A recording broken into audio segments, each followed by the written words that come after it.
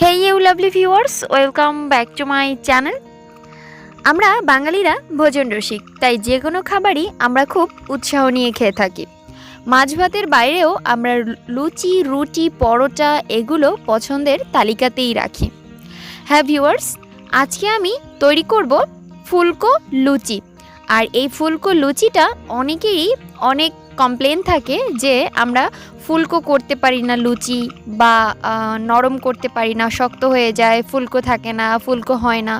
তো আজকে তাদের জন্যই আমি সবগুলো টিপস শেয়ার করে এই ফুলকো লুচিটা করে নিব। তো চলুন আমরা লুচি তৈরিটা শুরু করি। টিপসগুলো অবশ্যই ফলো করবেন। প্রথমেই আমি একটা বোলের ভিতরে 1 কাপ পরিমাণ ময়দা নিয়েছি। আর ময়দাটা অবশ্যই প্যাকেটজাত ময়দা নিতে চেষ্টা করবেন, এটা কিন্তু 1 নাম্বার টিপস। এরপরে আমি কিছুটা লবণ দিয়ে দিয়েছি, মানে স্বাদ মতো দিয়ে দিলাম 3 টেবিল চামচের মতো রান্নার রেগুলার তেল। তো রান্নার রেগুলার তেল দিবেন, এখানে আপনারা চাইলে ঘি দিতে পারেন, বাট তেলটাই আমাদের হাতের কাছে থাকে। তো এরপরে একসময় মাখাতে মাখাতে এটাকে সুন্দর করে মেখে নিতে হবে। আর মাখাতে মাখাতে দেখতে ঠিক এরকম হয়ে যাবে, অনেকটা গুঁড়ো দুধের মতো, মানে পাউডার মিল্কের মতো। এরপরে আমি এখানে 1 কাপ পানি নিয়েছি, মানে মেজারমেন্ট কাপ দিয়ে আমি 1 কাপ মেপে ময়দা নিয়েছি আর 1 কাপ নিয়েছি নর্মাল তাপমাত্রার পানি। তবে 1 কাপই লাগবে না, এখানে আমি জাস্ট নিলাম। তবে আমার এখানে 1 কাপ থেকে প্রায় 4-5 টেবিল চামচ কম লেগেছিল, তবে আপনাদের ময়দা বুঝে কম বেশি লাগতে পারে। যা হোক, খুব ভালোভাবে মথে মেখে নিতে হবে, এটা কিন্তু 2 নাম্বার টিপস। আর অবশ্যই তেলটা ব্যবহার করতে হবে। আর এরপরে এটা যখন মাখা হয়ে গিয়েছে, এখন এটাকে ঢেকে রেখে দিব প্রায় আধা ঘন্টার জন্য। আর আধা ঘন্টা পর আমি এই ময়দার ডোটাকে আবারও একটু হাত দিয়ে কষলে নিব। এটা 3 নাম্বার টিপস, যে অবশ্যই আধা ঘন্টা রেস্টে রেখে এরপরে হাত দিয়ে ভালোভাবে আপনার ডোটাকে মেখে নেবেন বা মথে নেবেন। এরপরে আমি এখান থেকে ছোট ছোট লেচি কেটে নিব। আর এই লেচিগুলো আমি মানে যতটুকু সাইজে লুচিটা করতে চাচ্ছি ততটুকুভাবেই নিব।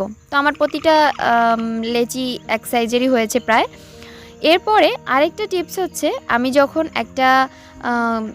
এই লুচিটা বেলে নিব, একটা লুচি বেলে নিব, তখন আমি সামান্য একটু তেল তাই লুচির গায়ে বা ডোটার গায়ে নিয়ে এরপরে হালকা একটা বেলুনের সাহায্যে সুন্দর করে বেলে নিব। অবশ্যই প্রত্যেকটা টিপস ফলো করবেন। দেখতে ঠিক এরকম হয়েছে। এরপরে আমি একটা কড়াইতে বেশ কিছুটা তেল নিয়েছি, আর তেলটা কিন্তু অনেক গরম ছিল। আর এ পর্যায়ে আমি এই যে লুচির যে ছড়াটা ছিল ওটা দিয়ে দিয়েছি, আর গরম তেল ওর গায়ের উপরে আস্তে আস্তে উঠিয়ে দিচ্ছি। দেখতেই পাচ্ছেন কিভাবে ফুলকো হচ্ছে। তো এখানে আরও 3-4 নাম্বার টিপসটা হচ্ছে, আপনার তেলটা কিন্তু পুরোপুরি গরম করতে হবে। আর আপনি ওভার শিওর থাকবেন যে আপনার তেলটা হাইলি গরম আছে। আর এরপরে 5 নাম্বার টিপসটা হচ্ছে, আপনার গরম তেল লুচির গায়ে আপনার তুলে দিতে হবে একটা চামচের সাহায্যে, তাহলেই আপনি ফুলকো লুচি পাবেন।